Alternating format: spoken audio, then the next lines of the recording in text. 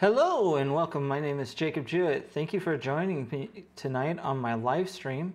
If you are just joining me now, I do live streams every Sunday and Wednesday from 6 p.m. Pacific time and 9 o'clock Eastern time until whenever I feel I'm done. I do these live streams to help other people out with IT related questions. In particular, getting into the IT field. So I've started doing these live streams about two and a half months now, and I will continue to do them even if I have viewers or don't have viewers. The whole idea is build it and they will come kind of thing. So hopefully you find this this live stream informative. If you're watching this live stream, for example, a recorded version of it, you are more than welcome to leave comments or questions in the comment section of the video, and I'll be happy to answer them. I really do enjoy answering people's questions and helping them out. If I do not know the answer, I will find the answer and get back to you on it or include it in a future video. If you are watching this video live, please feel free to ask questions in the live chat. I don't have super chat and I don't have the chat sped up or anything like that, or limited to how many questions you can ask in a given time period. I'm not that big of a channel yet, so therefore ask away. If you have a question, please feel free to ask. I'm happy to answer it. So tonight I've decided to do something a little different than I normally do. Usually I get on here and I'm basically a talking head for about an hour. I'm still going to be somewhat of a talking head tonight, but usually I try to show what I'm doing in the background as far as trying to get videos together and build this channel being about certification and getting into the IT industry. But earlier this week, or last week, Paul Allen, co-founder of Microsoft, passed away. And I've always been a fan of both Bill Gates and Paul Allen, what they were able to do in the early days of the IT industry, well before I was born. And also, I was also a fan of Steve Jobs. His business acumen and his idea of being able to design anything and stuff like that. I'm not a big fan of Apple. I mean, I say that, yet I own an Apple Watch and I own an iPhone and I use an iPad. So I guess I'm somewhat of an Apple fan as far as those devices are concerned. But when it comes to whether I would own a PC or an Apple, I choose PC, especially because it's the career field I'm in. And fortunately for us, from the very beginning, PCs have been designed to where we can repair them. We can, if we don't like Microsoft's closed loop as far as their operating system, which recently they said that they're going to open source all their code. But previous to that, they've been pretty closed loop on their code and have patents on it and stuff like that.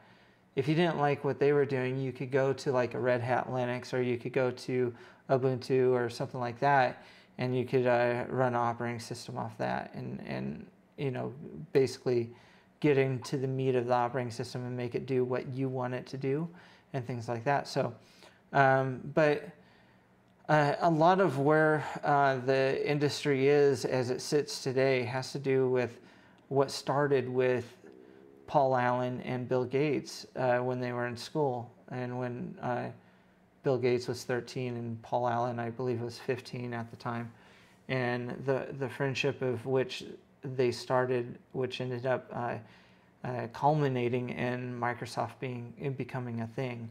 So I got to thinking about that a little bit, and watching videos on Paul Allen and Bill Gates and their relationship, how rocky it was at times and things like that, and the fact that Paul Allen wrote a book that basically scathed Bill Gates. Like for instance, at one time, Bill Gates and Steve Ballmer were in his office talking, and Steve Ballmer and Bill Gates were trying to figure out a way of taking share of Microsoft away from Paul Allen, and he happened to be walking by the office when they were talking about that. So it's kind of opens the door for understanding, how harsh the industry can be at times, and how you kind of have to watch your back, and things like that. So, but watching these videos and stuff, a lot of the questions I get from friends and family, and even coworkers, or people that I work with in my area in IT. A lot of times I get asked, like, why do you do the videos? You may have no viewers at this point or whatever. Why do you waste your time doing these videos? And so I felt it, pretty much anyone that's ever met me knows that I'm an open book. I am really about sharing my story. And, when I taught for Kaplan and UEI College, a lot of times the first day of class for students, when I would get a whole new set of students, I would take them through my story, just so that they understood that even though that they may be going through a hard time, and what I mean by that is Kaplan and UEI always advertised that even though they were a private college, they were the college for students that never, thought of going to college. They were, they catered to the student that, through high school may not have been the best student, and at the end of high school, college wasn't really an option for that student. So that's what Kaplan and UEI College stated that their message was, and their mission was to help these students. The real mission was to line their pockets, and we had many meetings on how that was not the case. But after working for these companies, I have no problem saying that, because I've experienced a lot of what they kind of did or did not do for students, even though they promised certain things for students. And so I have a problem with that. My wife was a student of UEI, and she's still paying for that experience. But about the only thing good she got out of it was probably me. And that's essentially what she says. So I have to believe her. I love the woman, so that, there's no reason to doubt her on that. I can say that. But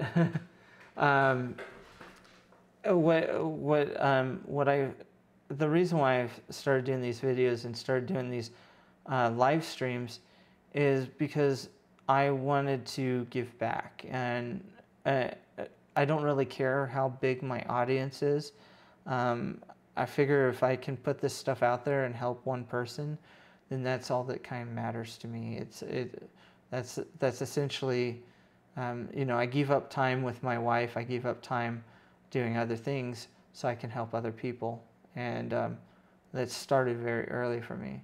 So going back to the fact that I get asked a lot of times why I do these videos, I figured what it would be best to do, and at least one time, and I don't know, this may go the rest of this video, and it may, or the rest of this stream, and it may go into another stream, maybe Wednesday's stream, if I don't completely finish my thought on the matter within a certain amount of time. But I thought what I would do this time around in this live stream is basically do what I did for students that joined my class and felt like they were kind of over their head and things like that.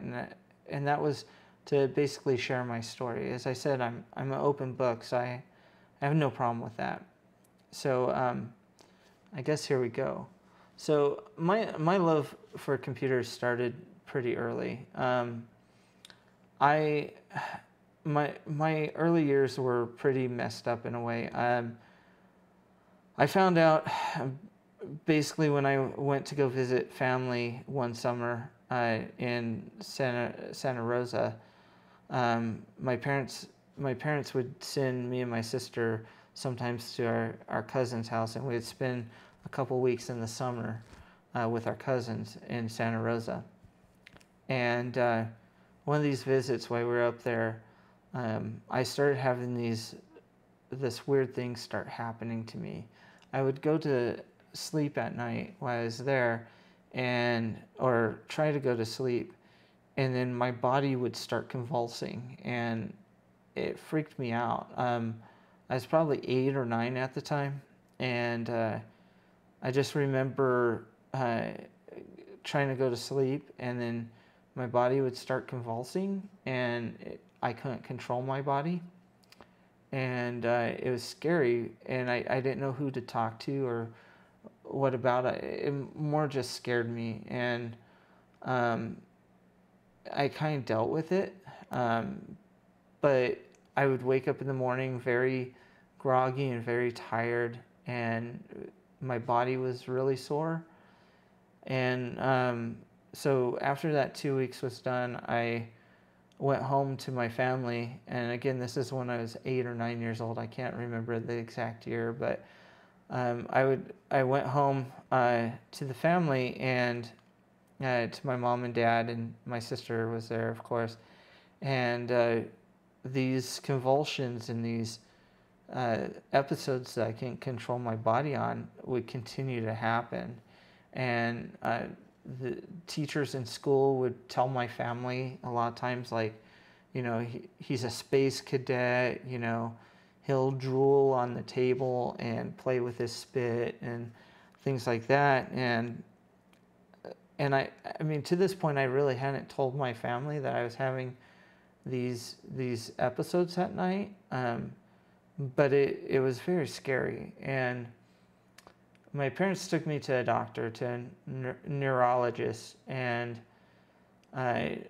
we ended up going and getting like a sleepy EEG and a CAT scan and things like that. And I was diagnosed with what they called childhood epilepsy. The way the doctor explained it at the time was that there's a gland in my brain that is responsible for supplying oxygen, or the correct level of oxygen to my brain, and that was not malformed, but definitely not mature to the point it was supposed to be. So unfortunately, it wasn't supplying enough oxygen to my brain. So what would happen is my brain would basically pull the plug on the rest of my body, and so the rest of my body would go into convulsions, and that being epileptic seizures. And once it got enough oxygen, it would basically boot up again, and then I would be able to function. Now, for most people that have epilepsy, they black out, and some people that have epileptic seizures, they will not only black out and have convulsions and all that stuff, but they will also lose like days worth of memory, sometimes weeks, sometimes months. It depends on the person with the symptoms. Now, for me, epilepsy, I didn't like lose consciousness, but when I had an epileptic seizure, the best way to explain it, if I can find a piece of paper, that'd be the best way to do it. So I'll find a piece of paper and see if I can depict this very well for you. Let me grab a pen here. So for me, when I was having a seizure, I was fully aware of what was going on around me.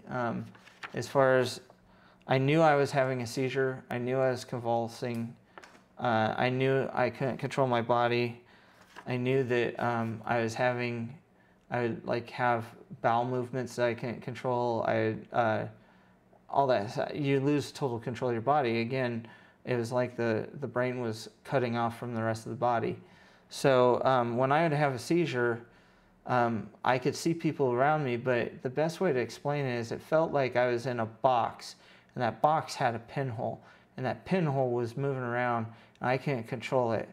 Okay, I could see like my family looking over me as I was having a seizure. I could see, you know, all my seizures happened at night. They never happened at school. I have the seizures I would have at school were called petit mal seizures, or lesser seizures.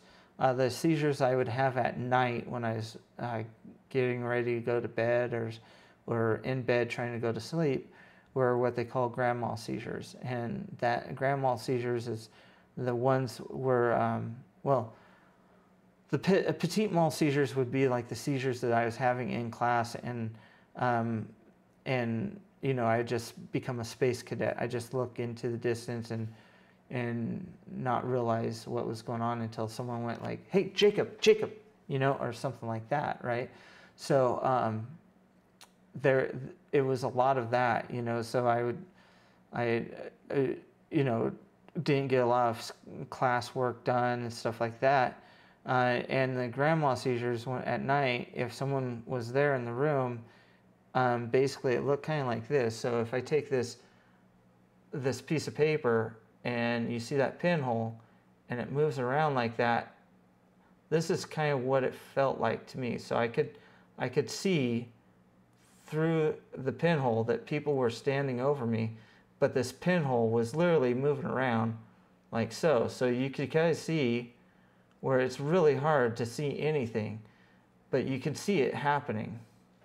So that for me was what an epileptic seizure was for me. It was like being, in that example, you see the lines of the note card, but it was like being in black nothingness and only seeing that little hole moving around. And so having the seizure is like a total loss of control.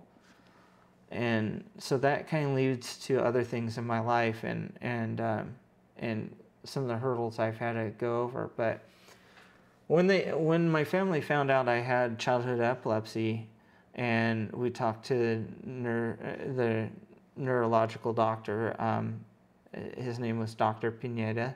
I don't know if he's even still alive, but he was an epileptic specialist in the city where I live, Bakersfield.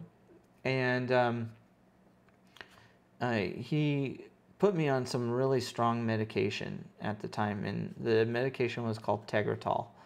And basically, when he put me on this medication, he had me and my father in the room, and he explained to us that if I ever took more than I was supposed to, I would die, because he had me on the maximum dosage for Tegretol, and any more than that, it could cause major issues. Not only that, he turned to me and he said to my face, and again, I'm like at this time maybe 9, I think maybe 9.5, something like that. He turned to me and he said, "Jacob, if you ever try drugs, you will die." And he goes, "The reason why is this medication is very strong. Where other people can try drugs and drink alcohol and do this and that, you do not have that ability. With these drugs, it will kill you.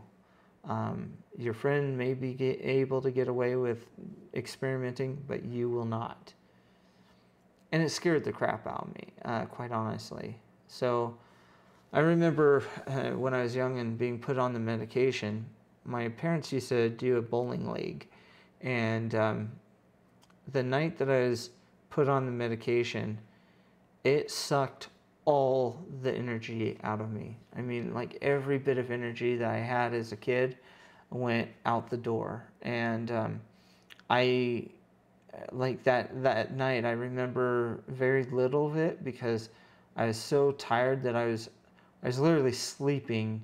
They had these planters in the bowling alley, and I was literally sleeping on top of the planter because it's a flat spot.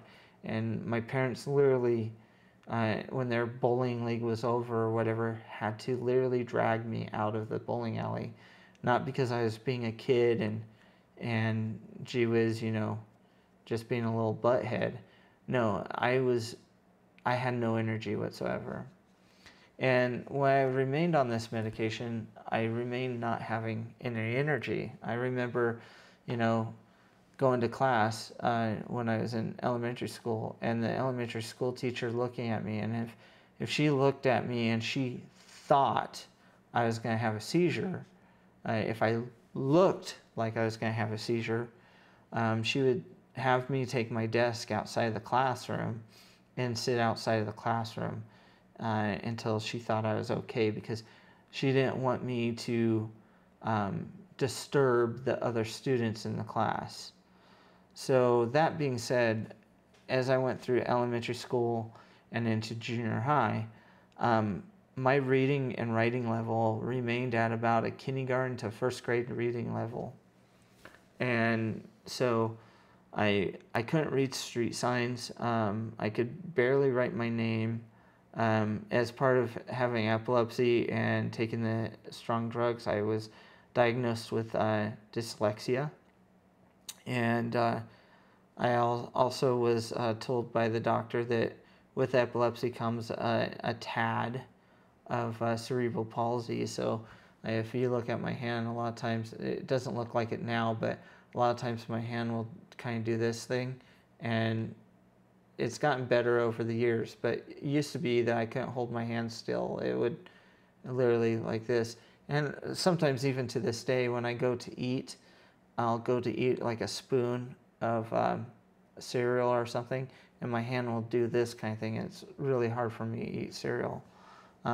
So that being said, I went through my elementary and junior high years, having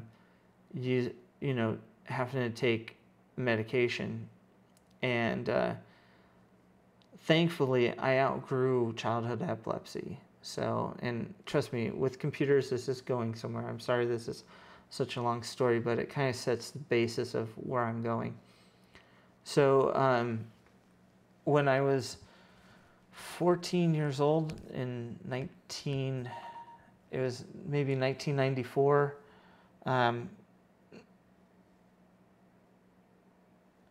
when it was 1994, 1990, well, it was 93 because I was 14 years old. And when I was 14 years old, I took I had been weaning off the medication, and oh man, it's unlisted again. YouTube, I hate YouTube so much sometimes. Let's see if this goes live. Thank you, wifey. Try now. Okay, so I guess if you're watching the story, I guess you gotta have to watch again sometime or whatever. It's stupid. This thing's so stupid. I hate it sometimes. Anyway, YouTube doesn't care about creators, dang it. Yeah, so, yeah, oh well. Let me try this. I don't know, whatever. I can never win with this damn thing. Last week, I swear to God, last week it was OBS giving me crap on Sunday. This week it's because for some odd reason the stream decided to go unlisted on its own. I had it set as public. Whatever. I'm not gonna worry about it. But anyway, so as I was saying, in about, it was 93, late 93, my doctor had allowed me to start weaning off the medication. And so when I weaned off the medication, I was able to give myself a gift, Christmas of 1994, Christmas of 1993. I was able to give myself a gift and take my last bit of medication, which was Tegretol. And when I weaned myself off the medication, it was like a daylight that I had never seen before started shining for me. I went from being this pudgy kid.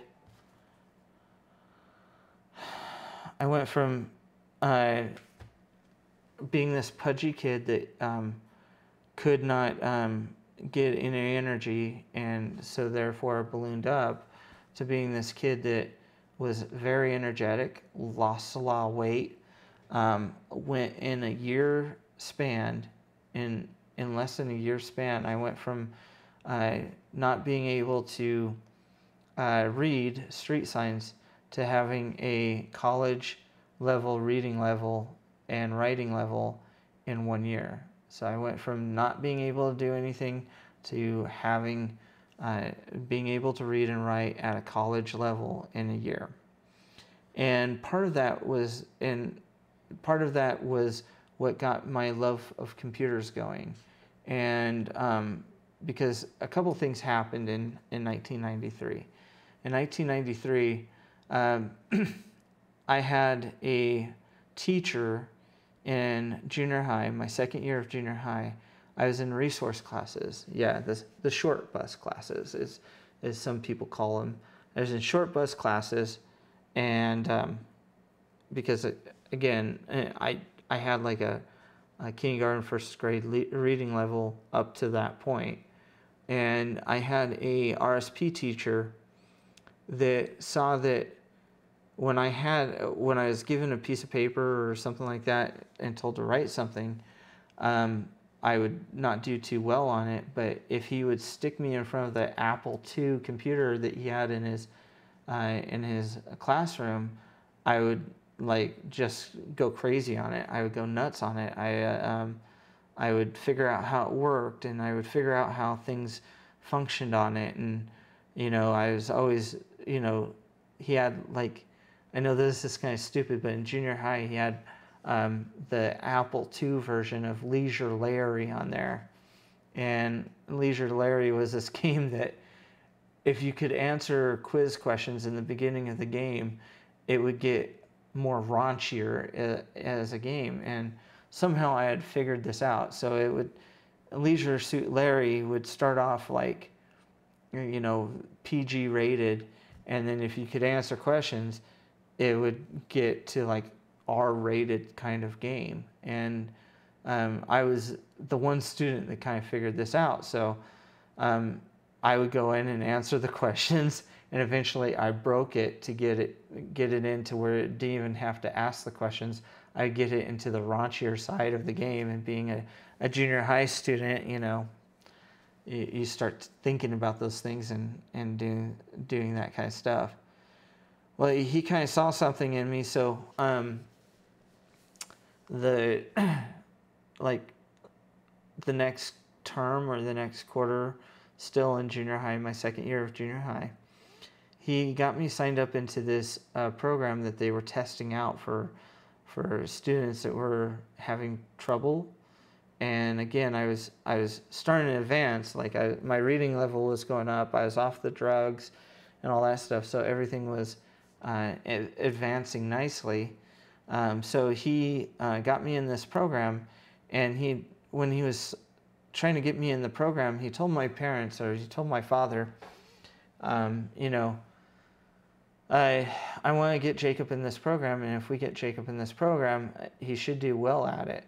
And he told my father that, the program was about a 6-month program, and it was a pilot program, yada, yada, yada. Well, I got in the program, and within a month and a half, 2 months, I had completed the program completely. And not only had I completed the program, but I was helping other students in the program. And, you know, so everything for me was done as far as that was concerned. So during that time, I had, you know, as a young child, my dad brought home technology. Like he'd bring home, you know, CD players and stuff like that, and I would take them apart. You know, like my dad was really happy. One time he got this 6-disc CD changer for his stereo unit, and before he even got to play with it, he hooked it up. And one day while he was at work, I decided that I wanted to find out how it worked. So I completely took the thing apart, and he came home about halfway through me taking the thing apart, and he freaked out. So I said, "Don't worry, Dad, I'll get it back together. It'll work just fine." And sure enough, I put that sucker back together, and it did work just fine. Matter of fact, it worked until the day my dad died. He still had that CD player, so I think I did okay on it. But during that time, he, you know, after talking to my teacher, now I know some people joined, but again, if you have any questions, feel free to ask questions. I'll answer the questions. I'm just doing this as like going over my history, because after hearing about Paul Allen dying this last week, I figured it'd be fun to kind of share my story and share with people why I'm doing what I'm doing. So if you get tired of the story, I'm sorry. But if you ask a computer-related question or a network-related question or anything IT-related, I'll pause my story and I'll answer those questions. So anyway, going back to my story, after this teacher had asked my dad if I could be part of this program, my dad really listened to what the teacher had said to him, and he had seen that I was looking at like computer magazines and stuff like that, and thought that, you know, hey, gee whiz, maybe I'll you know, get a computer for 1 second.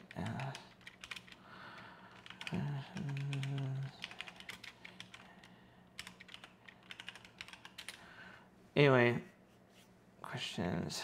Maybe I should do that better.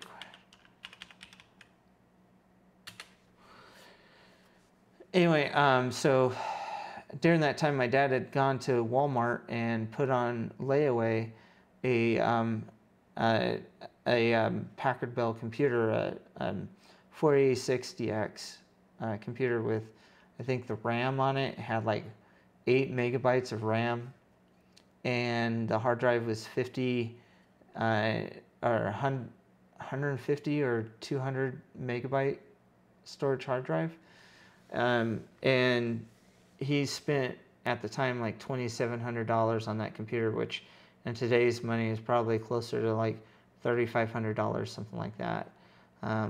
Anyway, so I really got into computers, and what really started it was having childhood epilepsy, coming off the drugs for childhood epilepsy, and having a teacher notice that I got really involved when I was put in front of a computer.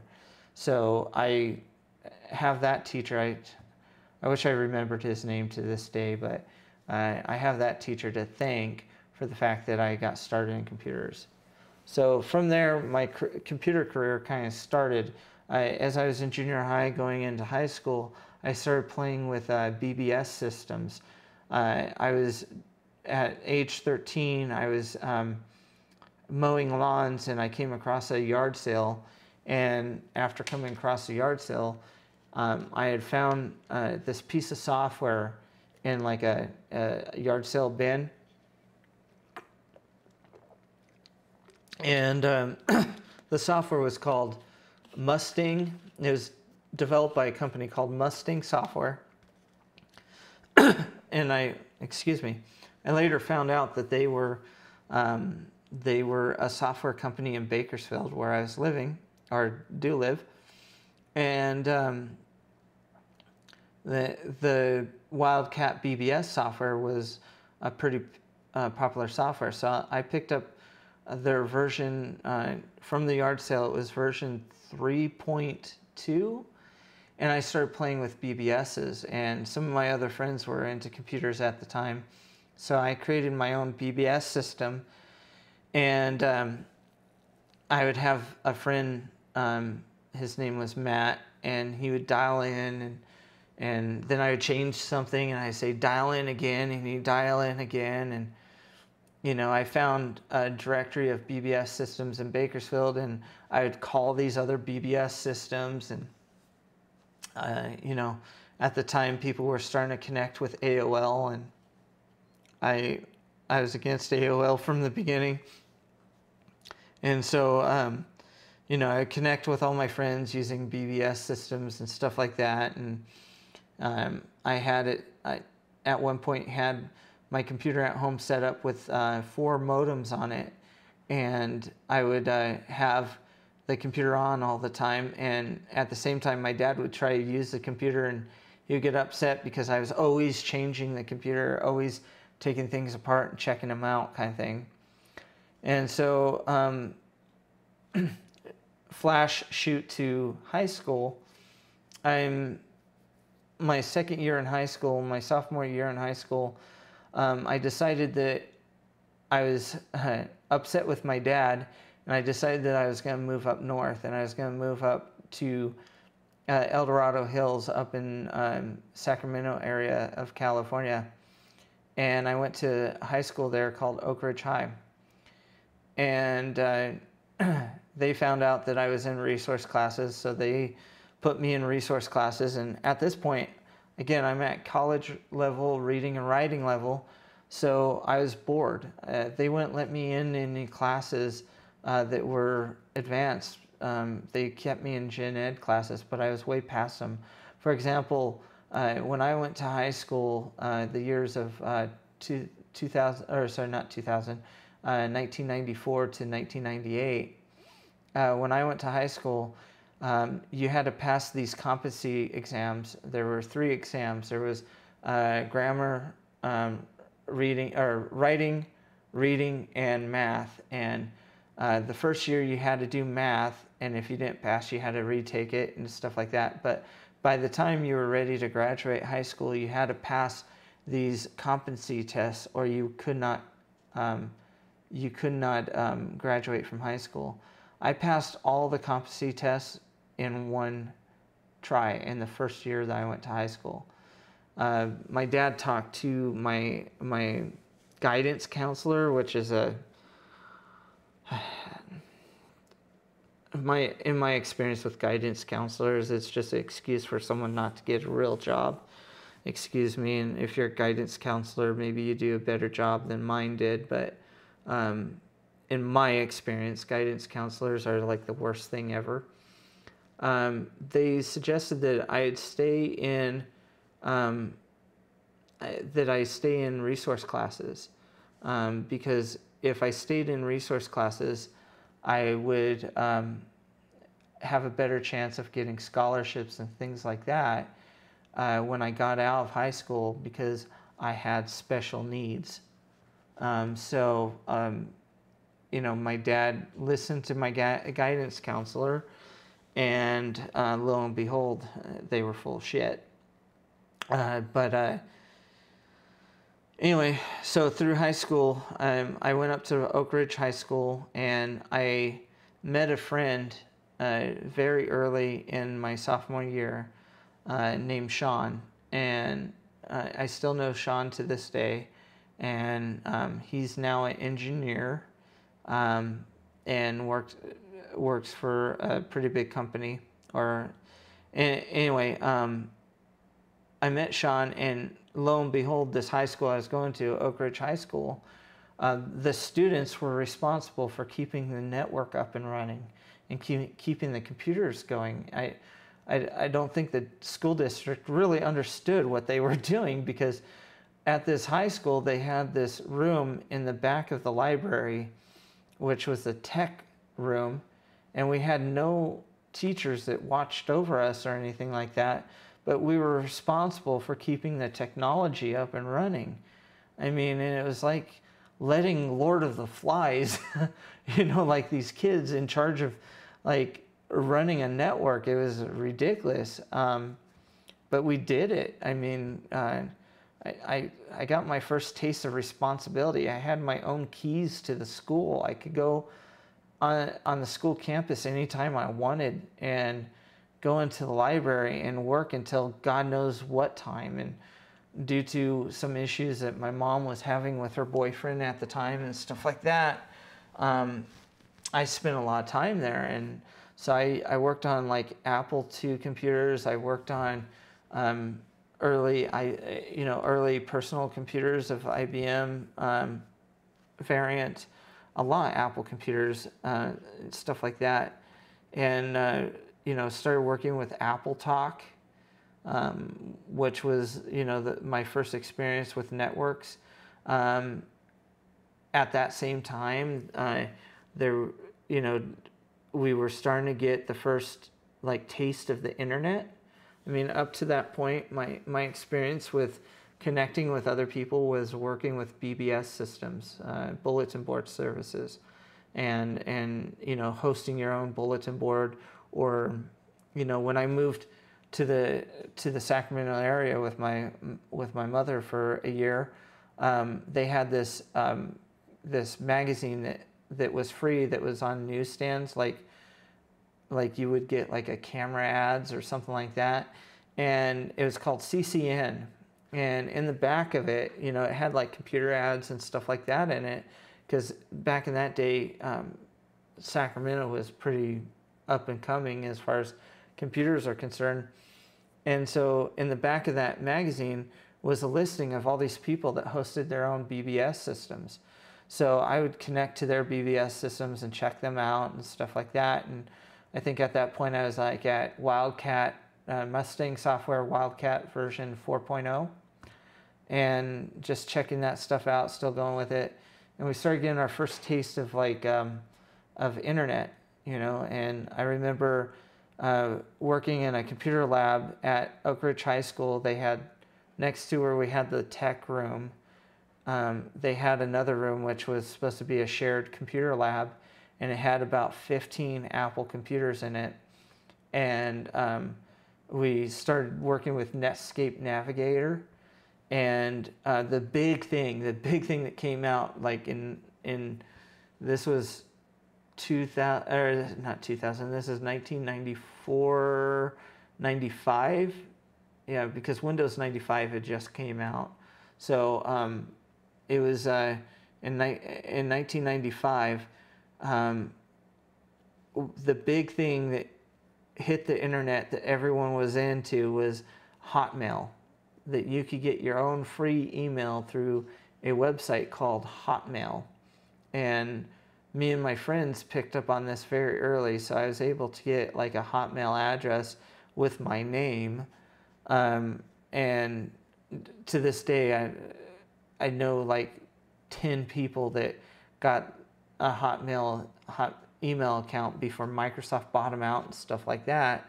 And it was just like, oh, I got my own email and stuff like that. It was pretty cool.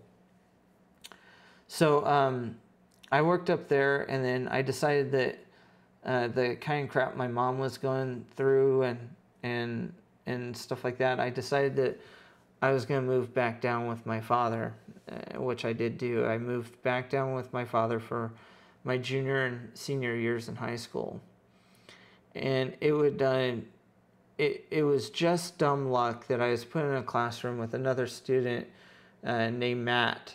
And if Matt ever wants to come on one of these live streams with me, it'd be nice to shoot the crap with him and share kind of tech stories and stuff like that.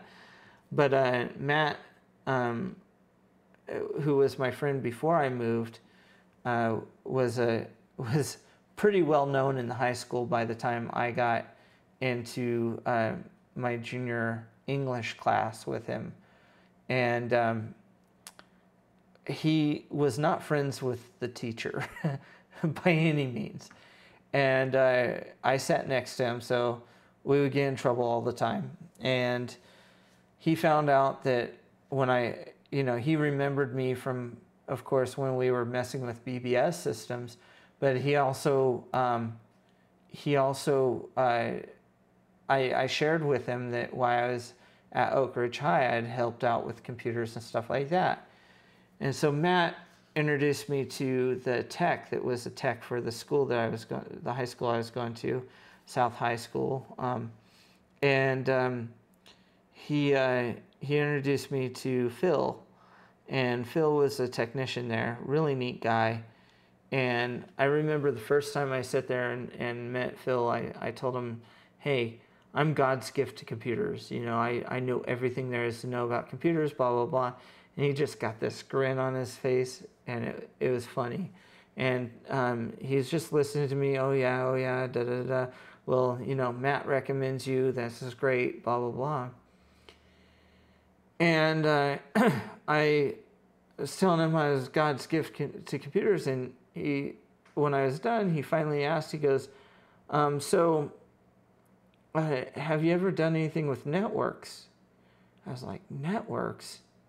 You know, I didn't think to put two and two together. I didn't think to put that when he said networks, he was talking about Apple Talk and things like that. I just didn't put them together. And he goes, yeah, networks. Have you ever done anything with that? And I was like, no. And he goes, okay. He signed my TA form, and I became his TA. And Phil would become my mentor and really get me to focus on school again. Up until that point, I was really failing in school. I wasn't going to graduate on time. There was a whole bunch going on at that time. So Phil put the fire under my butt, and I owe pretty much a lot of what I do today to Phil. And Phil is a guy that literally got me to the point where I want to give back and where I want to help other people and teach other people and things like that. So I owe him a lot. Anyway, I started being a technician via being a TA for South High School, and during the years of 97, 96, 97, 98, I was a TA for Phil at South High, and I became one of the most trusted students on the campus. As a senior in high school, I had a master key to the school. I had a code to anywhere I wanted to go on the school. And I could go on weekends, I could go after school, I could go anywhere. And it really let me dive into computers and learning them. And I was working on a Microsoft network and working with a server. We worked on server 5.0 and workstation. We did a transition from workstation 5.0 to 5.5. And then we went from 5.5 to actually doing server 2000 and workstation 2000. And we're working with Windows 95 at the time, so that was coming into heavy play. We had some Windows for work groups out there as well. So I started getting a real good mix of the technology, and so that's kind of where I started getting really into it. My Packard Bell computer that my dad had bought me like some years earlier, at this point was starting to look like Franken computer. Many of you might not know, but back when Packard Bell computers were selling, they were called sealed box computers because basically you were stuck with what you got in them. So imagine Packard Bell as being the Apple computer of today. You buy an Apple computer today, pretty much you're stuck with what you got. You can't really repair it. You can't add things to it. There's not much upgradability to it. That was kind of what Packard Bell was back in the day. And but by the time I was done with it, I had cables hanging out of it, hard drives hanging out of it, CD-ROM drive that I had got from a friend at a Boy Scout camp hanging out of it. I had a processor in it that wasn't supposed to be able to work, but I got to work in it. I had gotten some parts from the school from like computers that we had bastardized at one point or had to replace at one point, and putting that together. It was during this time also that I built my first computer, my first custom computer, and that computer was completely built with like scalped parts that I got from the high school, that like computers that have been repaired or taken out of circulation, and I find the good parts of it, and I was allowed to take those parts home and make my own computer. As a senior in high school, I was a bit like Matthew Broderick, or a bit like Matthew Broderick, or like oh gosh, what's his name in Ferris Bueller's Day Off, where as a senior in high school, I had a VPN connection to the school from my home computer using dial-up internet, Bakersfield dial-up internet, and I was able to, since I did work with the school, I was able to like get into the grades, and I could have changed the grades if I wanted to. I never took that opportunity, but I could have. And I would, get internet from the school, basically dial up into the dial-up modem at school and set up the connection, and I would have internet from the school at home, and things like that. And to this day, I think I'm the only student that was allowed to do that. Upon graduating high school, I started working for a company right out of high school. I mean, I didn't even graduate, and I had the job. I was working for a company called New Horizons Computer Learning Center. And New Horizons specialized in doing cramming classes, where they would advertise like basic Windows 95, or at the time basic Windows 98, and you would sign up for the class and they teach you the basics of Windows 98, and then, oh gee, by the way, did you know that we had a intermediate class for Windows 98? Sign up for that, and then they teach you for a week when intermediate Windows 98. And oh, by the way, we have an advanced class. It's another week of classes, and they just kind of upsell you and upsell you and upsell you. At the same time, Bakersfield is a very big oil town. By the way, I'm going to pause right now. I noticed that I got 4 viewers right now. I do these live streams every Saturday and Wednesday, or every Sunday and Wednesday. I start at 6 p.m. Pacific time, and then 9 p.m. Eastern time. Usually I cover tech topics and answer questions. I am still answering questions today if you have any questions relating to IT-related, industry-related questions or anything like that. I'm telling my backstory because, again, it got me thinking when Paul Allen passed away this last week, and I figured I'd share my story. A lot of people watch my videos and probably don't know where I come from, so I figured I would share it. And that's, if you're joining now and going, what the hell is this guy telling his story for? The reason I'm telling this story is because, again, it's my history, and I figured I'd share it with people. And if you like the story, obviously awesome. If you don't, don't worry. Next stream, I'll do a better job of covering more IT-related stuff. But anyway, so going back to it, we were doing things like with Windows 98. They teach classes on that, or they do server and stuff like that. Well, during this time, this is in 1998, 1999, the Bakersfield is a very oil-based industry, and gas prices were really low, so a lot of oil workers were losing their jobs and being let go. Well, New Horizons had hooked up with another program in Bakersfield, like Current Employment Services or something like that.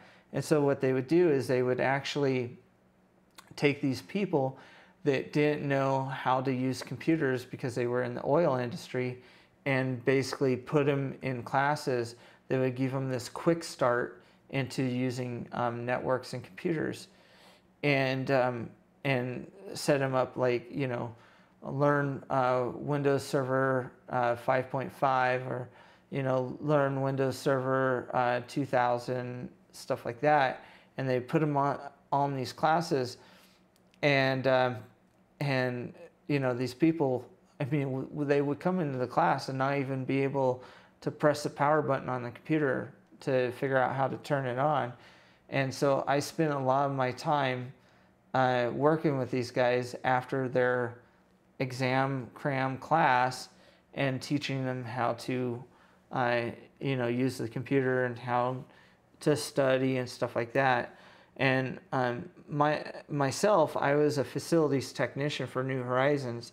So my job was moving computers from classroom to classroom, because we didn't have enough computers to basically service everyone.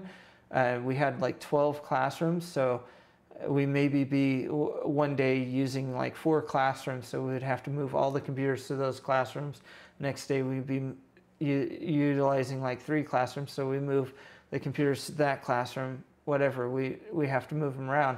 And we would re-image them using like Norton Ghost, and do multicast images to, like, we'd have a master and all the other computers would be a slave to it.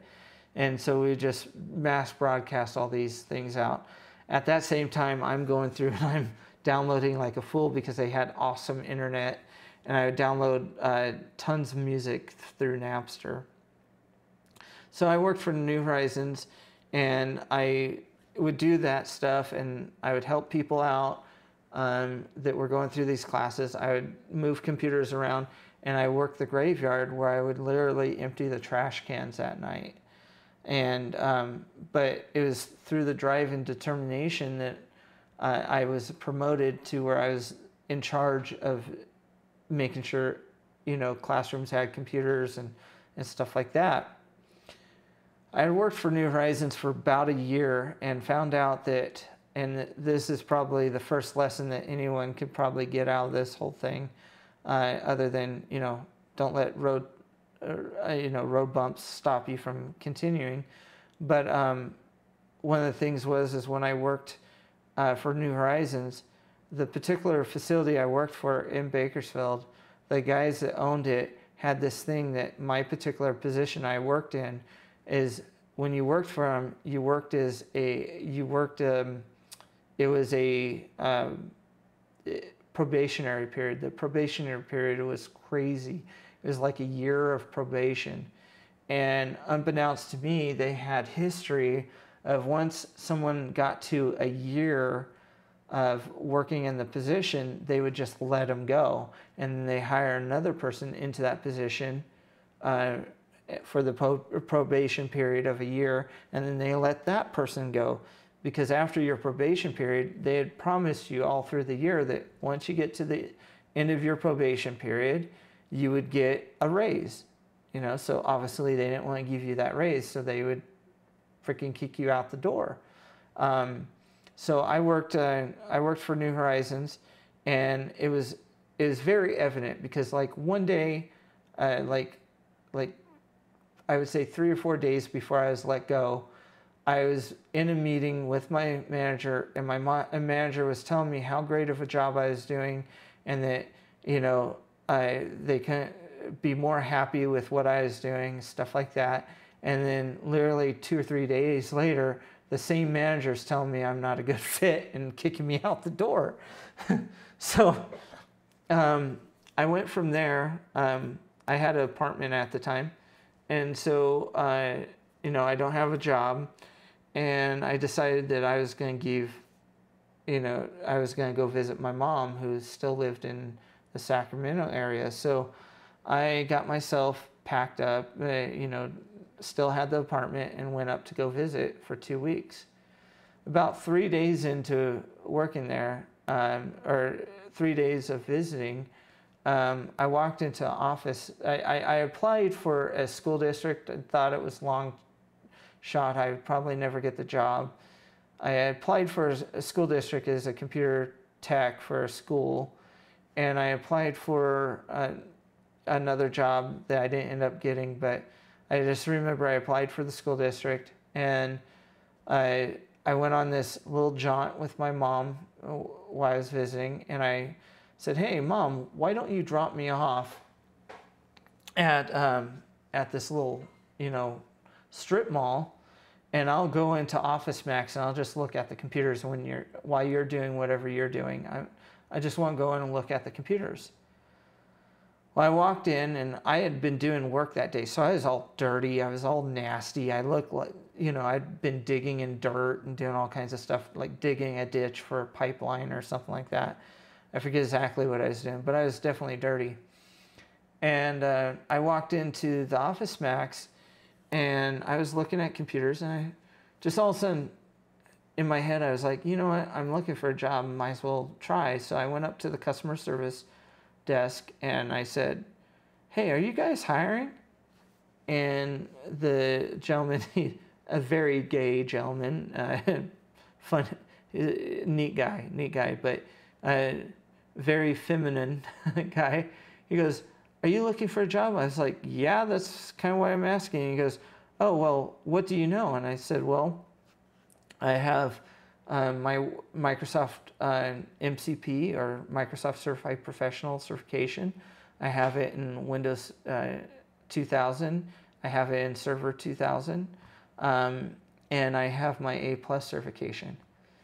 And he goes, "What's that?" And I said, "That's basically, that's CompTIA A+ certification. That's an industry standard certification that states that you know what you're doing when you put your hands in a computer. Basically, you know what EIDE is, you know what PCI is, you know how to fix the computer, things like that.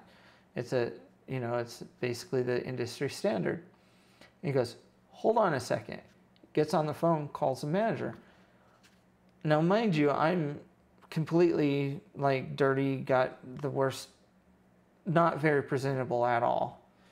And so the manager comes up, and he's an African American guy. I believe if I remember correctly, his name was Mike. Anyway, Mike comes up, and this big African American guy, really neat guy, comes up, and he goes, "So I hear you know computers." And I said, "Yeah, I know computers." And he goes, "Really? How do you know? How do I know you know computers?" And I said, "Well," I repeated the same stuff. "I'm Microsoft Certified Professional. I got my CompTIA A+ certification, yada, yada, yada. This is the industry standard, blah, blah, blah." And he goes, "Well, have you ever sold computers?" And I said, "Well, no, but I've worked for gas stations. I know how to do some customer service." And he goes, okay. He goes, "I'll hire you. You're hired." I went, "Okay." He goes, show up with a blue shirt and black pants on, in 2 days, and we'll get you through the training, blah, blah, blah." Well, I got hired there, and 2 weeks after I got hired there and started moving my stuff from Bakersfield to Sacramento area again, I cleaned out my apartment during that time and got my stuff up to Sacramento. I had got a call back for that school that I had applied for. And so I ended up getting 2 jobs. I ended up working for a school as a technician there, and working at Office Max, where I would go on to become the best seller of their computers in the Western region. I had a stint of 3 to 4 months where I was the best seller, top seller, and of computers and what they called Max Assurance. I was good at selling that. And I think the reason why I was good at selling that stuff is because I didn't lie to the customer. I had a coworker that when I started working there, he was very, just tell the customer what they need to know so that they buy the computer. And he bragged about how he was such a good seller of computers and stuff like that. But he would go up to at each computer, we used to have these little placards that would tell you what was in the computer. Like it had this processor, it had this much RAM, it had this much storage, blah, blah, blah, blah, blah. And so the way he trained me is he grabbed that placard and he goes, you just recite this, and if they ask questions about it, you just say this and they'll buy the computer. And I said, do you even know what you're talking about when you read that off? Oh, I don't need to know. I can sell this stuff. Well, he wasn't very happy because within like a week or two of me working there, I outsold him by 3 times what he was selling. I was selling computers. I was selling about 4 to 5 computers easily in a 2-hour period. I was selling them like crazy, like hotcakes. And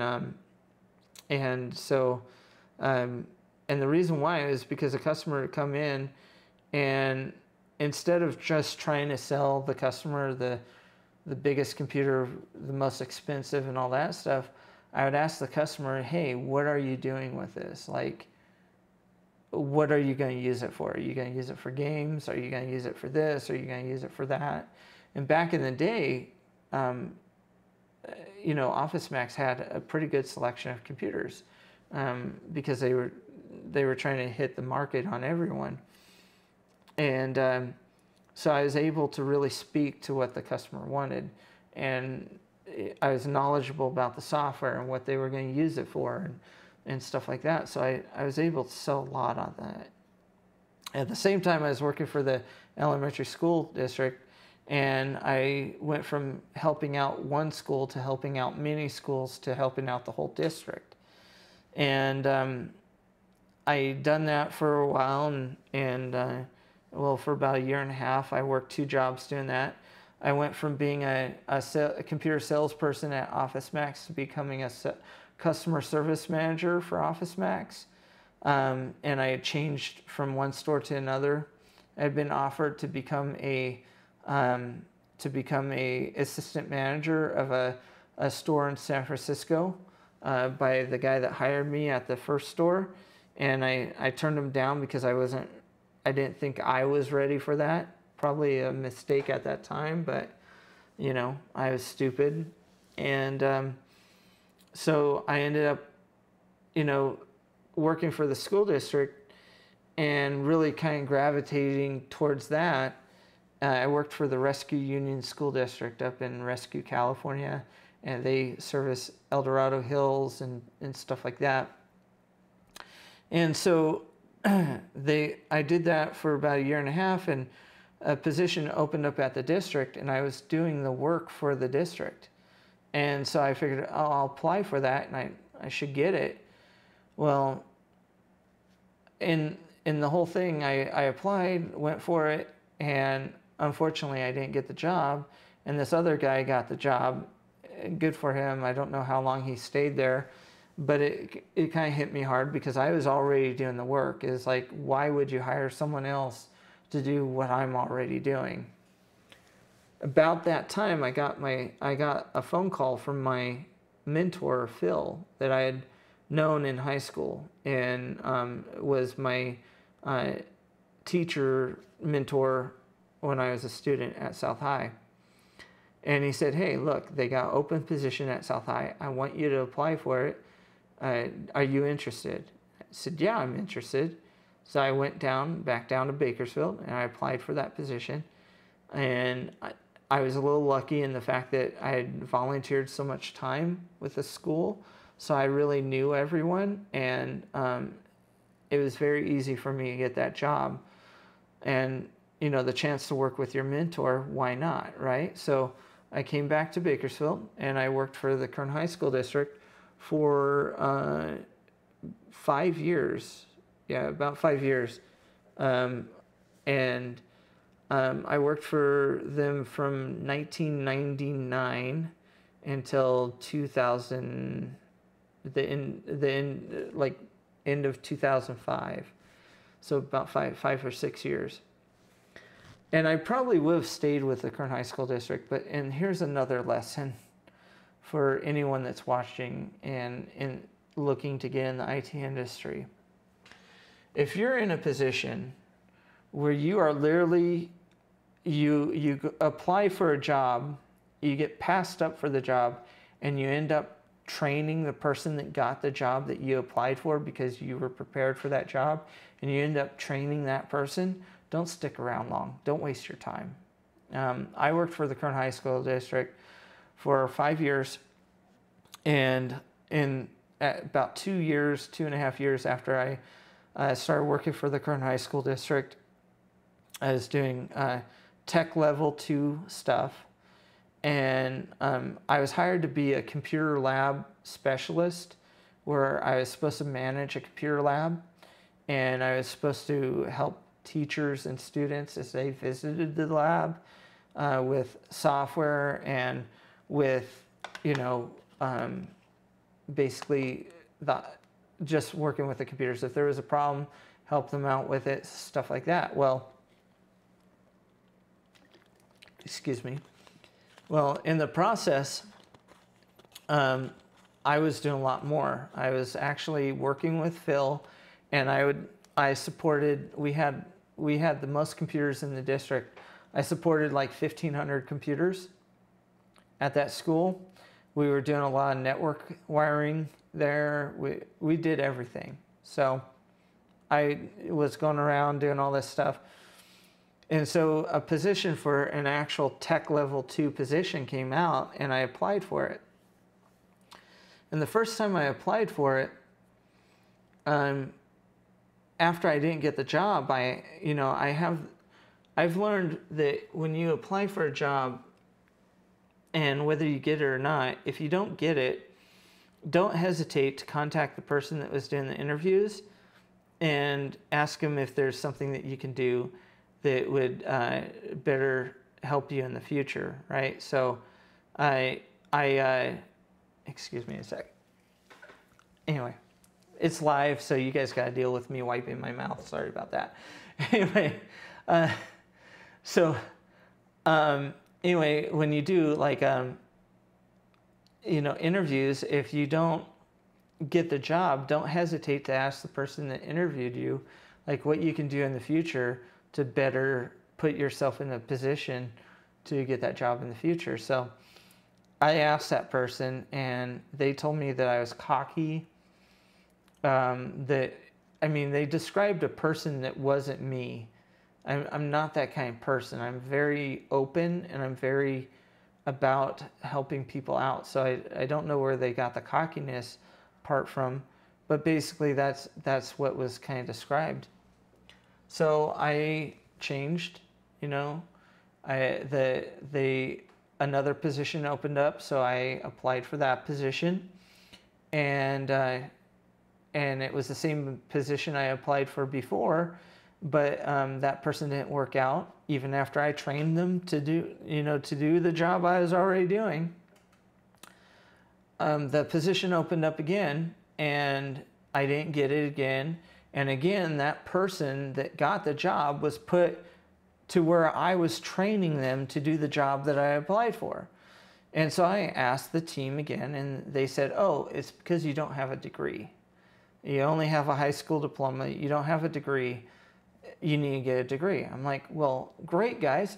That would have been nice to know, like, the first time I applied. Instead of you guys telling me I'm cocky or something, maybe you should have told me I need to get a degree. I'd be happy to go get one.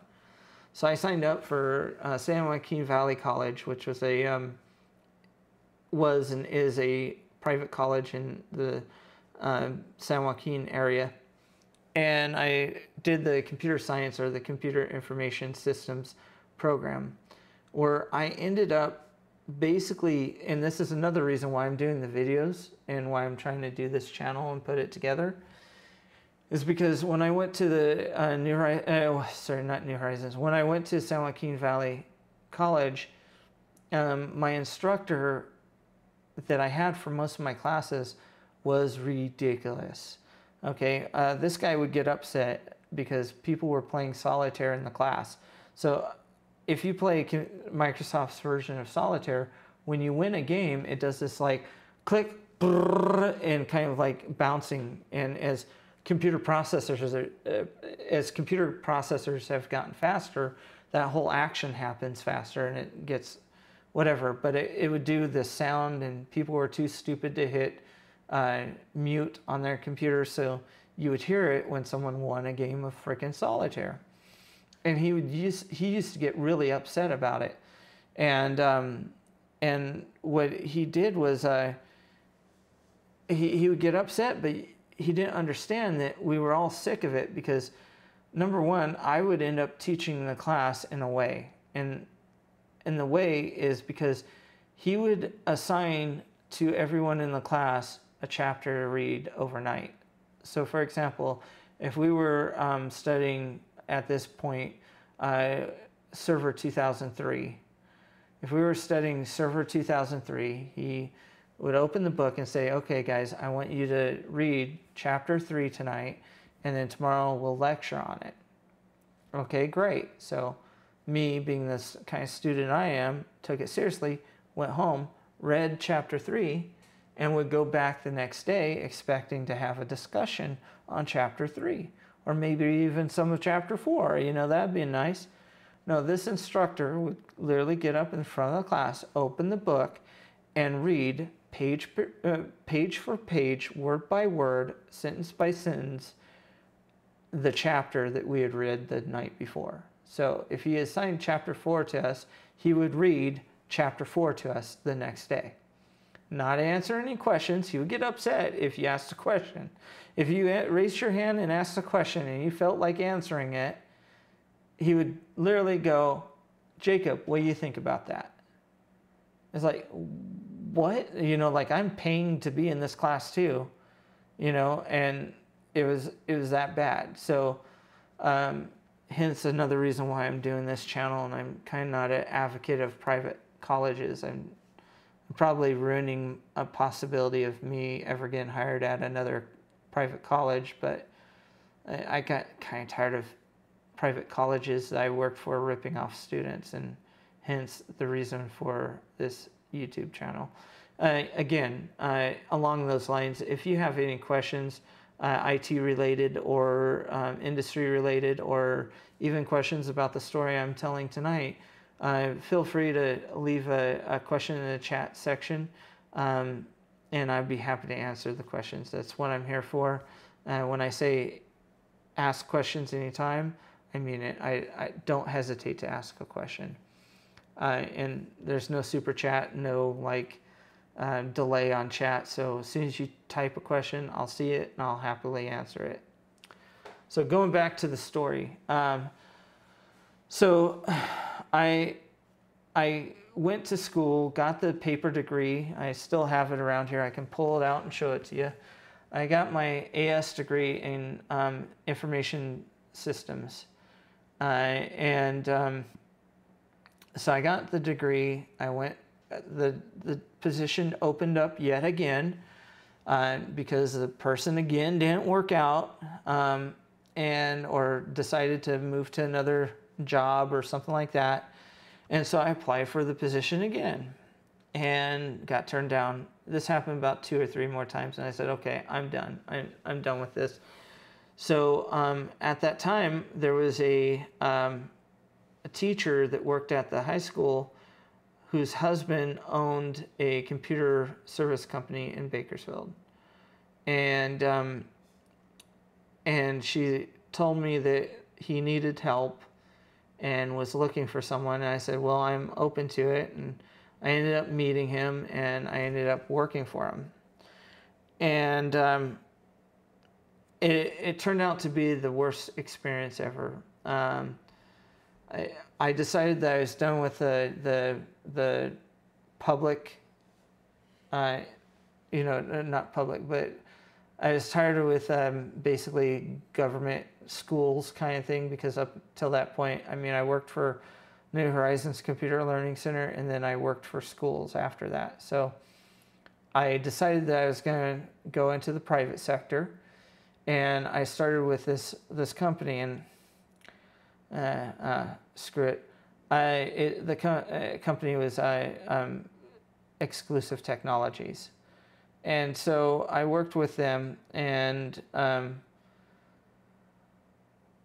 I was the IT service manager for this company. The guy that owned it, I'll leave him nameless. You could probably find him if you look up the company.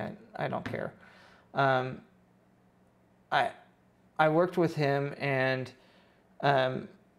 he was very into doing home automation systems at the time.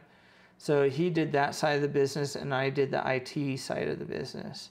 So I worked with customers that he had had previous to me joining, and I would go and work on their servers. I would work on their workstations. I would help their users out, stuff like that. And we would sell Dell computers to them and stuff like that, and configure them and things like that. And he did some things I wasn't really agreeing upon, but you know, I was his employee and things like that. And it's kind of hard not to badmouth the guy in a way, because he's taken it upon himself to badmouth me quite a bit.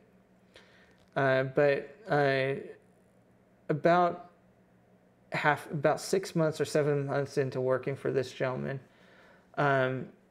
he decided that he wasn't happy with the partnership he had with another company in town, and where the other company owned like 40% of the company or something like that. He wasn't happy with it, and he wanted to break away and become his own company. Well, my dad had some money at the time, and so I talked my dad into investing in the company. And the idea was with the investment, I would become part owner into this company, into Exclusive Technologies. And then it would be me and the gentleman that owned Exclusive. We would be partners, and we would work together. So we went through all this trouble, signed the check. The check helped him get out of his partnership with his previous partner, and we went and we basically ran the company out of his house. And like shortly after this happened, my dad ended up passing away. And it went very quickly from being a partner to that the money I provided him was a loan. It ended up being a loan and not a partnership. And being new to, I guess, the private sector, I wasn't very knowledgeable on how to protect myself, which changed after this happened. But there's a lesson from this as well. I know I'm kind of bad-mouthing the company, and probably shouldn't, but God knows I paid for it. This gentleman changed it from being as I said, from a partnership to a loan. And so when I decided that, you know, when my dad passed away, I got some inheritance. And previous to my dad passing away, he had been asking me a lot of times, like even when I was trying to talk him into doing an investment in the company I was working for, even during that time, he was like, you know, why are we investing in this company when you should just go off and start your own company? Because I think you'd be great at it. I don't see why we're doing this, but I'll trust what you're saying, so we'll invest in this company. But whatever. So when my dad passed away, I kind of knew what he wanted me to do with the inheritance that he left me. And so I split the inheritance with my sister. And, you know, she went off and did her thing with it. But with my side of the inheritance, I decided to start a company.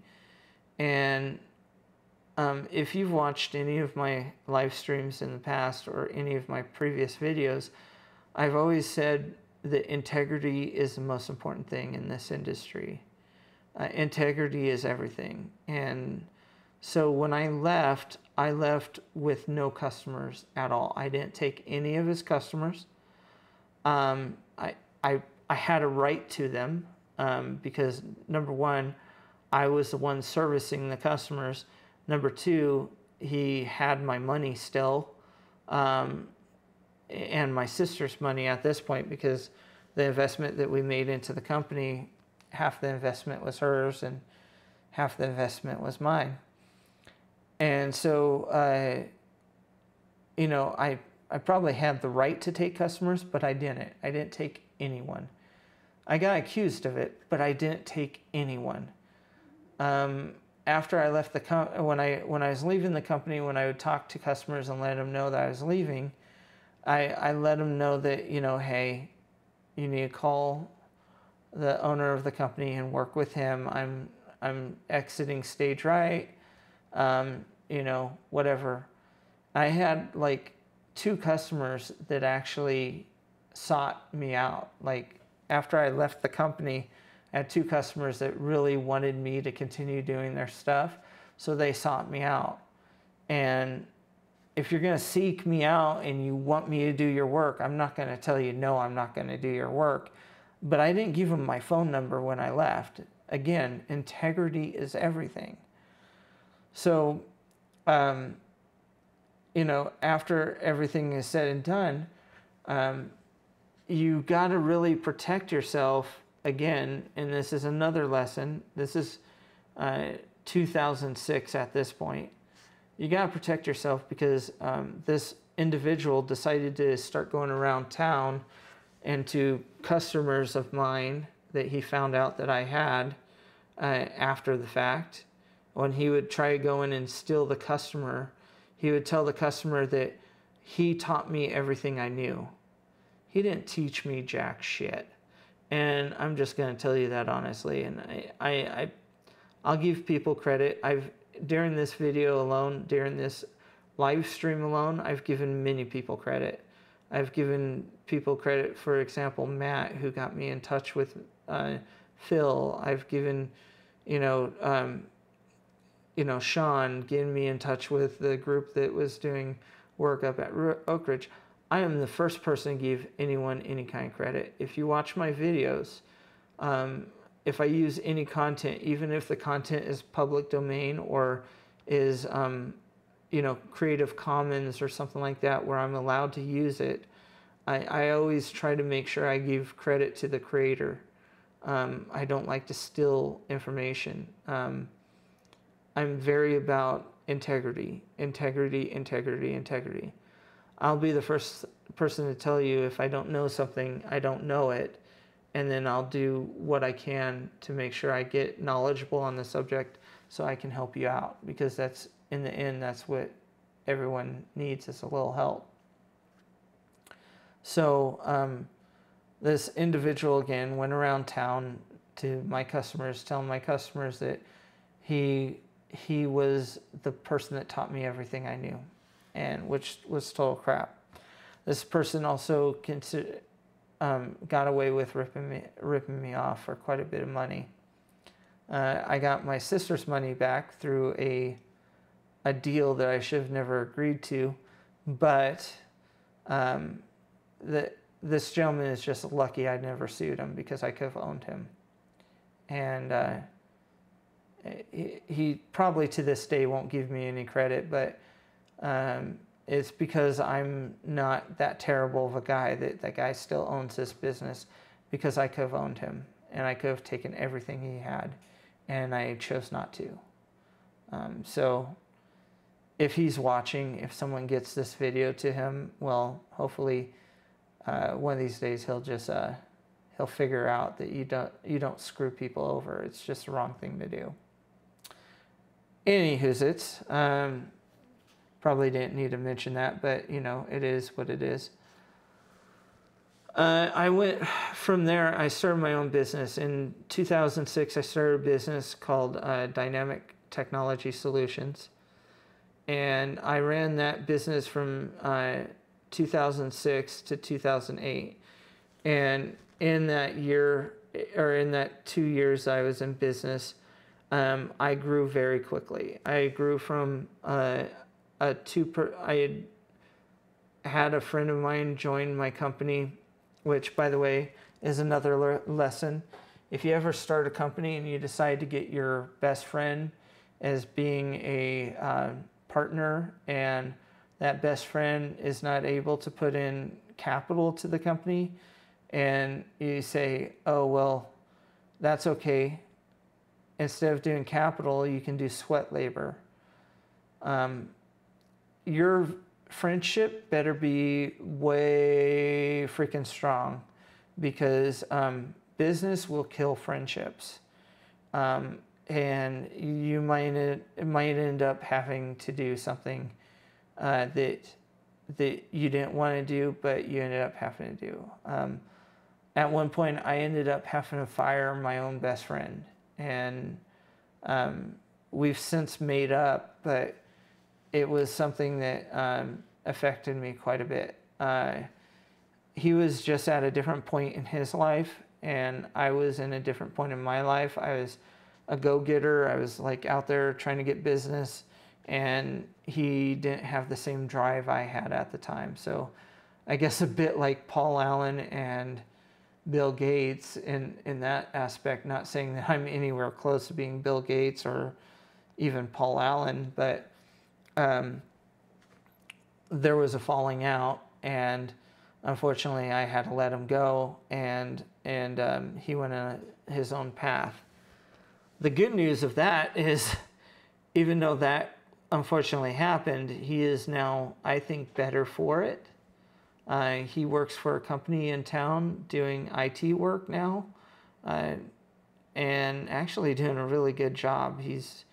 It's impressive to see what he's doing now. I'm really, really proud for the guy. Of course, I wish that he had the same drive he has now when we had our business. I mean, I think if he had the same drive that he has now when we had our business, we would have been unstoppable. But I ran my business from 2006 to 2008. After I had to let my friend go, I grew to where I had 5 employees. I was making pretty good money. I was actually paying back money that I had put into the company at one point. And then 2008 happened. And anyone that was in business during 2008 knows what that was like. 2008 was the financial crash. The housing market bubble popped. Various things happened. My financial advisor I had at the time, when the bubble first burst, we talked about it, and I said, well, should I pull out of this, and should I invest, or should I ask for a loan? I mean, should I really keep this going? And at that time, his advice was, yeah, you should, because this is just a blip. This is nothing. When you're in business, you have ups and you have downs, and you have ups and you have downs. So, it's business. Well, he didn't even see. I mean, he's still a good friend to this day. I still know him. But no one saw that 2008 was going to be what 2008 was going to be.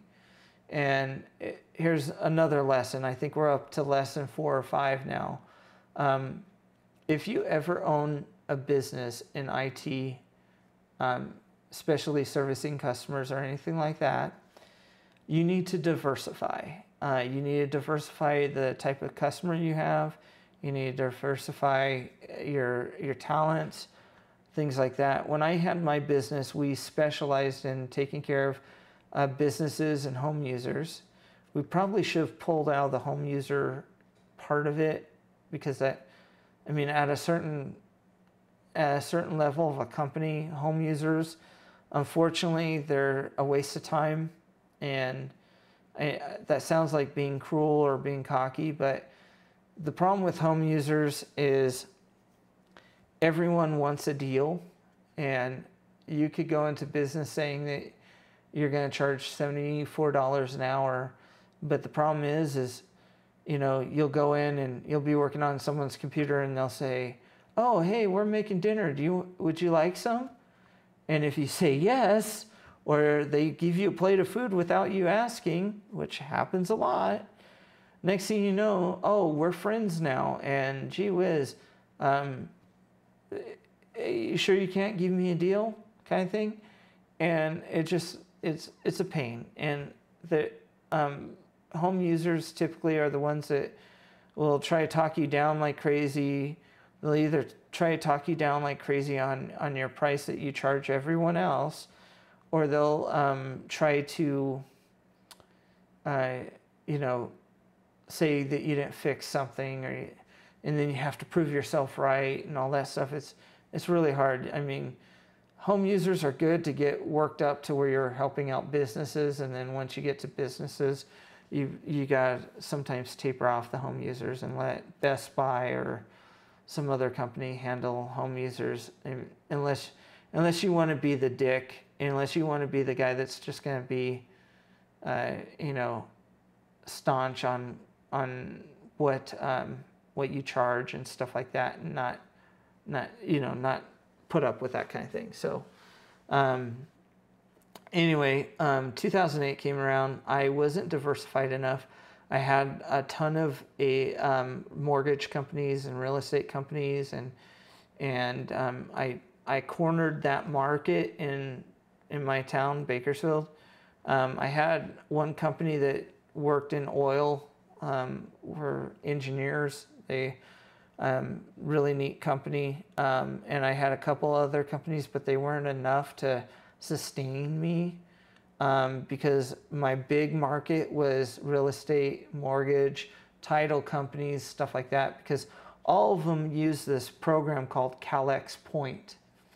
And I don't know if you've ever heard of the software before, but what it does is it tracks like loan documentation and paperwork that you need to complete during a sale of a house, all the way from the originator. Like the originator would usually be like the real estate person, the realtor, and then it would go to the title company, which would go to the lender, and it kept track of all of it, and they could all, you know, transfer the information back and forth, and it kept it as one nice document going through. Well, not a lot of people knew that software, and when I found out it was a niche market that no one really knew about the software, I learned it really well and taught my people how to use it really well, and we had the market. We were really good at it. Well, we went from getting really good receivables until one night in 2008 when everything busted, and overnight we went from being paid to not being paid. And I proceeded in the next 3 or 4 months trying to keep my employees, because you don't know until you own a company how stressful it is to put food on other people's tables. You know, as an employee, you worry about putting food on your table. You worry about taking care of your family. You worry about, you know, all that stuff, right? You don't really consider what it takes to put food on other people's tables until you own your own company.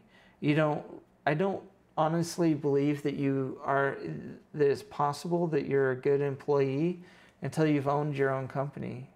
I mean, you don't take in consideration other things other than your paycheck.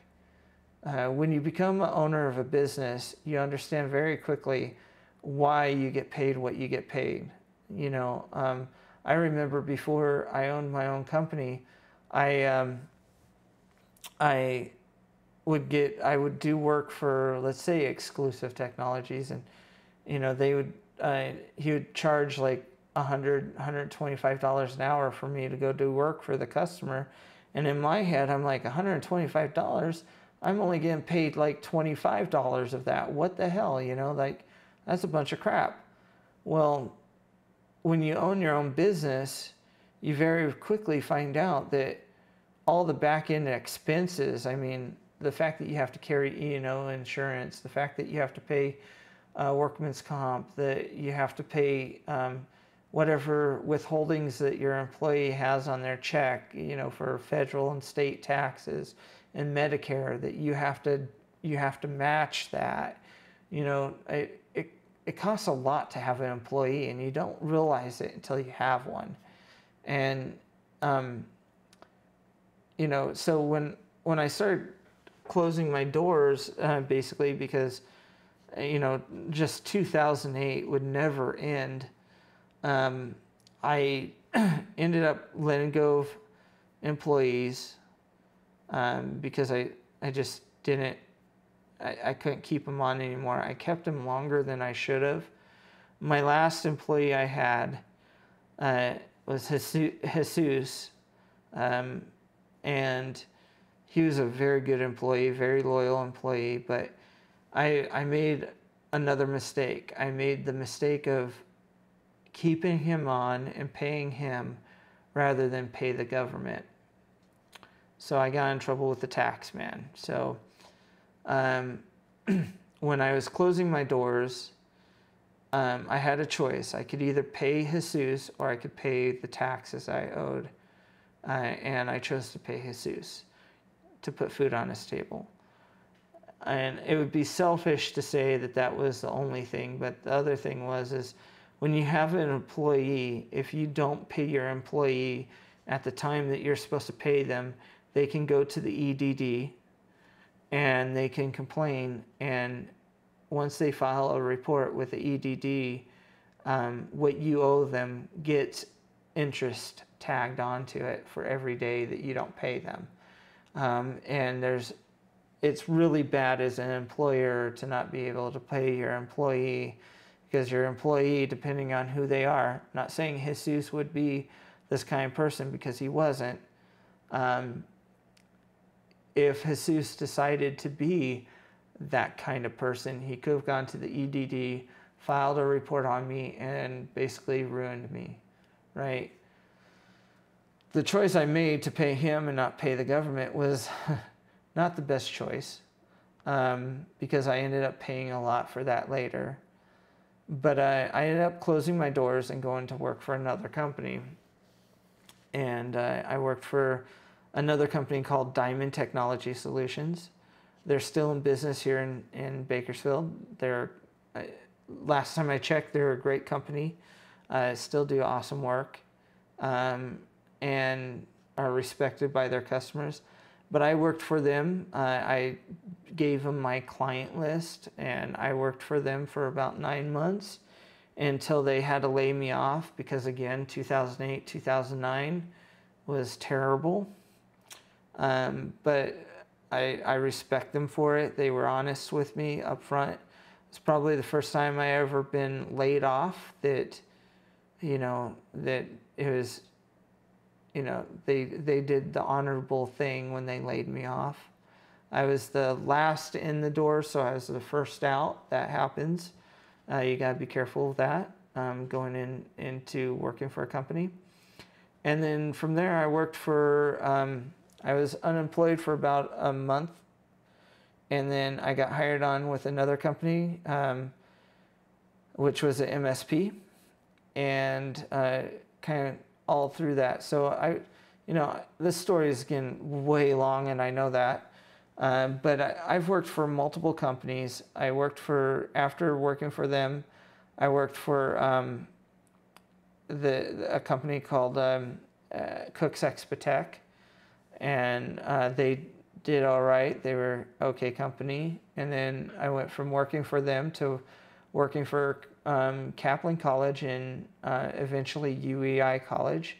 I worked for Kaplan College for 2 years, and then at the same time tried to start my own company again with another friend, Antonio, and another friend, Tim, or not Timothy, Thomas, or whatever he's calling himself. But but I started another company with them. It was called Next Gen IT Consulting, and we were too, all of us were too spread. It was a bad idea, but we tried it. But a lot of the stuff that happened to me in 2008, and a lot of the stuff that happened previous to 2008, and some family stuff involved, I ended up becoming homeless. And for most of the time, I worked for Kaplan College, and for a good part of the time that I worked for UEI, I was homeless. And thank God, here's the next lesson to be learned, I guess, from here is always treat your customers with the utmost respect. Always treat everyone you work with the utmost respect. Be honest with them, because you never know when those people will turn around and save you. And that was true for me. I had a customer when I had Dynamic Technology Solutions. They owned a building in Bakersfield. It was the tallest building in Bakersfield. And so when I hit a hard time, because I had bills that were coming up from owning the company and it going out of business, and I had some family stuff that happened and put me in the poorhouse and stuff like that. Because I treated these guys with respect and they liked me and stuff like that, they looked the other way when I started living in an office that they let me use. So when me and my friends decided, the friends that I met at Kaplan College, when I was teaching at Kaplan College, my manager at Kaplan College, Tim, or Tom, I keep calling him Tim, but it's Tom. Tom, who is my manager at Kaplan College, and my coworker, Antonio, at Kaplan College, we decided to start our own company, Next Gen IT Consulting. And when we started that, I talked to the friends I had that owned the building that I had done work for, and I made a deal with them saying like, hey, if you give us office space, I'll do your computer work and I'll do the internet connections and phone connections in the building. We'll trade out work. And it worked out for us. And thankfully, they looked the other way when I proceeded to live in their building basement, in the basement of the 12-story building for 2.5 years as a homeless individual. Because I was working 3 jobs. I had my own business that I was running, which was Next Gen IT Consulting. And I was working for both colleges, for Kaplan College and UEI. Kaplan College had decided that they were going to teach out the computer program, the CST program that I taught. And so I was teaching it out, and while I was teaching it out, UEI College decided that they wanted me to teach their business program there. So I was teaching business at UEI and teaching computers or computer service technician program at Kaplan College. So I was working those 2 jobs, and I was trying to run Next Gen IT Consulting. When that failed, I worked for an accountant firm here in Bakersfield called Chenault Baker & Company. Chenault Baker & Company is still in business today. If, as a shameless plug, I don't work for them anymore. They don't pay me a paycheck anymore, but I guess I can still say that I owe them. They're a good accounting firm. If you need your taxes done, you should go there. If you need business finances done, you should go there. They are honest people. Mike Chenault is a phenomenal human being.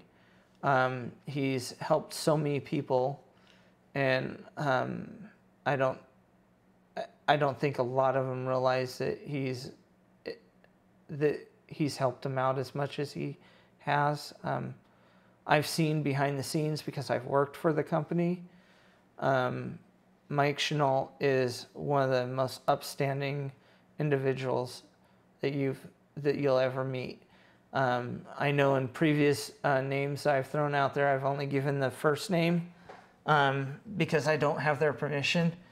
But I don't have Mike Chenault's permission either, but I said the name of his company, and well, I'll happily say his full name as well, because he's just an amazing individual.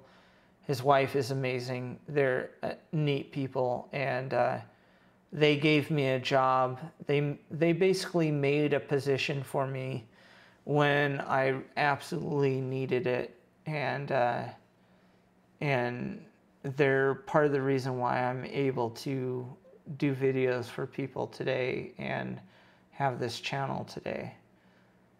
So Mike Chenault and Larry Baker. Larry Baker is an amazing individual as well. He very business person, very about helping out the customer. I speak more of Mike Chenault because I have more interaction with Mike Chenault.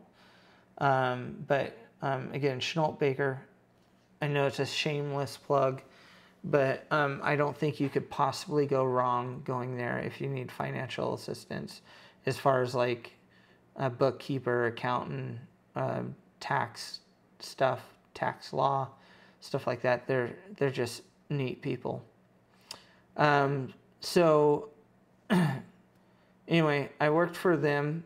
So when I'm living in the basement homeless, I was working for Kaplan College, Chenault Baker Company, and UEI. So I was working 3 jobs, and I had nothing to show for it because I was paying off all the debt that I had previously owed to the government, to different institutions, whatever I had to do. The one thing I can proudly say today is, even though that I went homeless, and even though I failed in business because of the financial crisis and stuff, I'm happy to say I've never claimed bankruptcy, because I was able to honor most of what I've owed people, and try to be a stand-up individual about it. So I was working for Kaplan College went away. I was working for not New Horizons. I keep on saying New Horizons, but I was working for Chenault Baker and Company, going on year 3, living in the basement. I was working for Chenault Baker and Company. I worked for Chenault Baker and Company for 2.5 years, and I was working for UEI College. Matter of fact, I think at this time my now wife, was my student for about a month and a half while I was during this time. We didn't start seeing each other then. We only started seeing each other about two years or a year after this point. But I got a call from a friend. If you've been following along in this story, I had a friend, and still do to this day. He's no longer a friend. He's more of a brother than a friend. He's my brother, and we don't get to see or talk to each other a lot, but when we do, it's truly like brothers. And anyway, he knew I was homeless, and he knew I was homeless because we had started Next Gen IT Consulting together, and that was Antonio. And Antonio, one day we decided, hey, it's been a while since we've seen each other. Let's go have lunch. So we went to a local restaurant, and we had lunch, and we were catching up, and everything was great.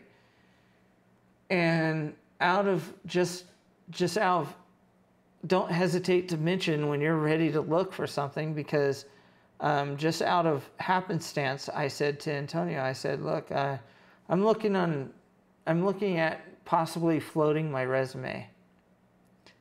And he goes, you are? And I said, yeah. And he goes, well, give it to me. And I said, okay. And he goes, we have a position open at Bolthouse Farms.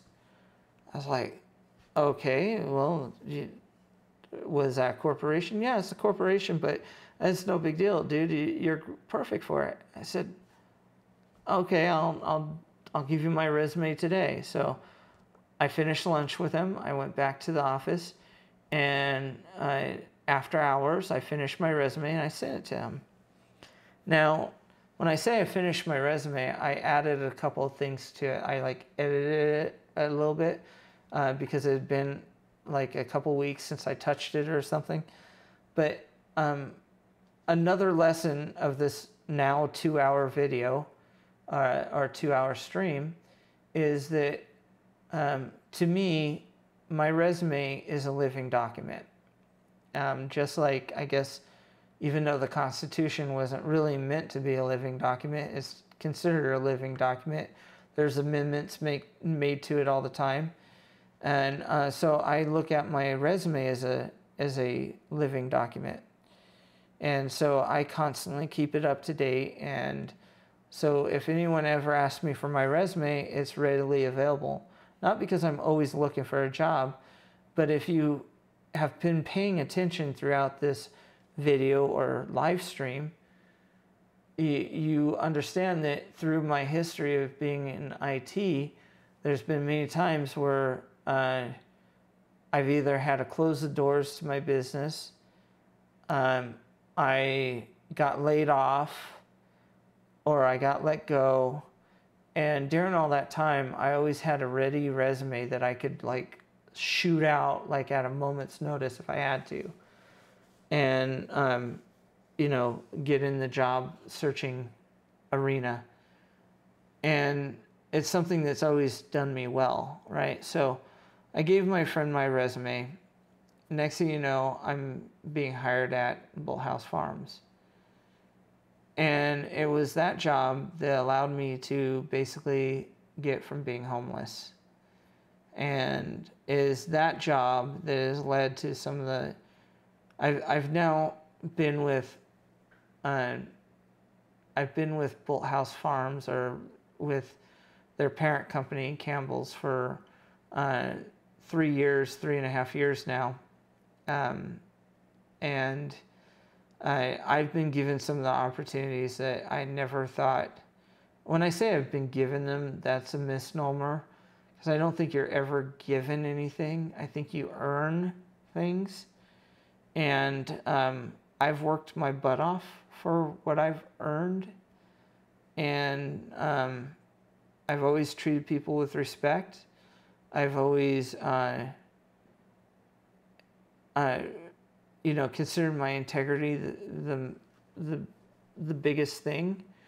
And so yeah, a long story, but I mean, there's opportunities that, you know, you get to do, and it allows me to do things like make these videos and do these live streams and have an amazing wife that I was talking with her today. I never thought any of this was for me, because you know, going back to when I was homeless and lived in the basement of the the Stockdale Tower.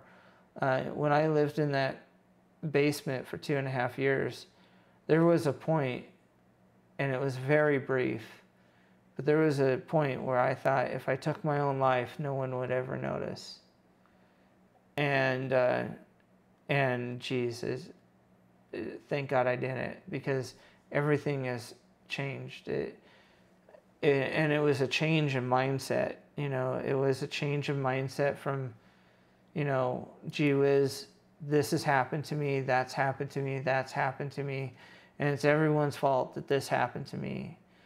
it was a change of mindset that went from being that to being like, no one gives a flying flip what I do, you know. And I guess this is the ultimate lesson. And you had to go through 2 hours and 5 minutes of me, you know, rambling on forever. But I think the end lesson is, as far as I consider it, is that if you're waiting for other people to care, you're doing it wrong. Because no one cares. Everyone cares for themselves because they got to put food on their own table. They got to worry about their own, what's going on with themselves. You have to care, and you have to drive to do what you want to do. And you got to basically fight for it. And I've had to fight for it. I know some circles may think that because of my complexion, it was given to me. But if you look at my history, I had a lot of road bumps. And I think everyone has road bumps. I'm not saying I'm special or anyone else is less special than me. But as I told my students in class, and as I've told many students I've had in the multiple years I've taught people, life is what you make of it, and hopefully you find good people along the way. I hope that I've been that good person for a lot of people. But with all the good people in your world, you got to be your own good person, and you got to drive to make the difference in your life. And you're the one that has to make the difference, because no one else is going to. I was lucky and am still lucky, as in I have an amazing wife. I have a job I love. I have management that is beyond amazing. And I've just been lucky enough to come across some amazing people that you know, if you treat them with respect and you treat them right, you never know where you will end up. So that's my story. It kind of started from the fact that I was thinking about, you know, I was watching a lot of things about Bill Gates and Paul Allen and you know, their history and how they got started and stuff like that. And you know, I know that in YouTube a lot of people have done these draw my life things and stuff like that, but I'm not good at drawing. My wife is the artist in the family, so you ask me to draw, it's going to be stick figures, probably even worse than that. But you know, I figured I didn't have much else to talk about tonight, so I figured I'd talk about my story. And hell, it took 2 hours and 8 minutes. It is what it is. But as I said earlier and multiple times throughout the stream, feel free to ask questions anytime, IT related, anything industry related. I'm happy to answer the questions. I've had at times tonight 5 viewers. At other times I had 6 viewers, which is awesome. But I will continue to do these streams, and hopefully they catch on. I should have some actual content out soon. If you could tell by this video, I'm usually quite busy, so this is like a side project. I like to make it more than a side project, but it is a side project. And like I said earlier, I got to put food on the table, so that of course comes first. And I will continue to do these streams and hopefully help people. And hopefully I've helped someone tonight, or maybe in the future when they watch this video, that I always put my streams up for posterity, So hopefully with it being up for posterity, someone comes across it and hopefully helps them out in the future. Sorry for the people that I've kind of outed here. I didn't quite mean to do that, but it is what it is. I guess I'll have to deal with that later. Yeah, hopefully you got something out of this stream. And hopefully you get something out of the video. If you like this video, please give me a thumbs up. If you didn't, well, you can give me a thumbs down, and that's fine. I know at least one person, if they see this video, they'll definitely give me a thumbs down. But that's all right. He had his word, and I guess now I get to have mine. If you're watching this video after it was live streamed, and you have any questions, please feel free to leave a comment in the comment section of this video, and I'll be happy to answer your questions. If you have questions on A+, Net+, Security+, Server+, Windows, Server, anything like that, ask those questions too. I'm open to them. But until then, I'll see you Wednesday. Wednesday is my next live stream. Again, that live stream will start at 6 p.m.